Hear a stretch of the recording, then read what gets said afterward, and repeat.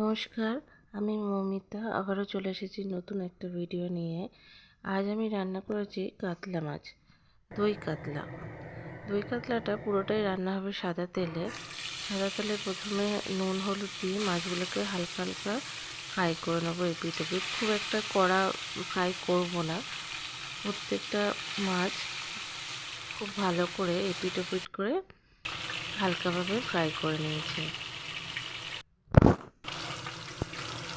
Fry করতে করতে এদিকে এর মশলাগুলোও আমি রেডি করে নেব।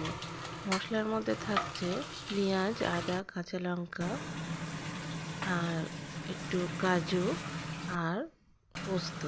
এগুলোকে সব আমি বেটে নিয়েছি। বেটে নেওয়ার পর কড়াইতে তেলে শুকনো লঙ্কা, তেজপাতা আর একটু গোটা জিরে আর গোটা গরম মশলা ফোড়ন দিয়ে দেবো। ফোড়ন দেওয়ার পর বেটে রাখা মশলা এতে দিয়ে দিয়েছি। দিয়ে দেওয়ার পর স্বাদ মতো লবণ,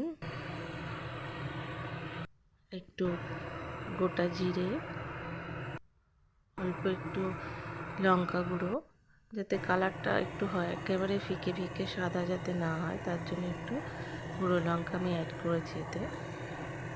এরপর মশলাটা একটু ভালো করে কষিয়ে নেব। কষিয়ে নেওয়ার পর একটু টক দই ফেটিয়ে রেখেছিলাম, টক দইটা ওতে অ্যাড করব। করে নিয়ে আবারও মশলাটাকে নাড়াচাড়া করে কষিয়ে নেব।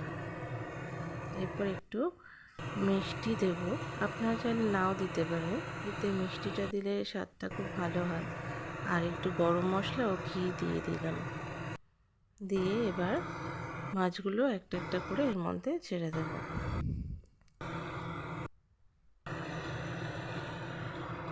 সবকটা মাছ দেওয়া হয়ে গেছে। দিয়ে খুব ভালো মতো এটাকে ফুটিয়ে নেব। ব্যাস তৈরি আমার দই কাতলা। খুবই সুস্বাদু খেতে হয়। আপনারা চাইলে অবশ্যই একবার ট্রাই করতে পারেন।